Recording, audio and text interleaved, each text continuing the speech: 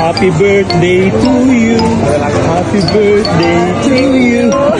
Thank you. Sa araw na ito ay samahan nyo kaming libutin natin ang ganda ng Shenzhen mula Lohu hanggang Putian. Kasama natin ang babaeng palaban. Hindi ka uurungan kahit magsapakan kayo hanggang putikan. Tinaguri ang small but terrible. Ang babaeng full of energy. The birthday celebrant, Linda. At ito na nga, sinimulan na naming maglakad ng maglakad upang namnamin ang ganda ng buong paligid hanggang sa mapagod na mapagod at humantong sa rest of peace.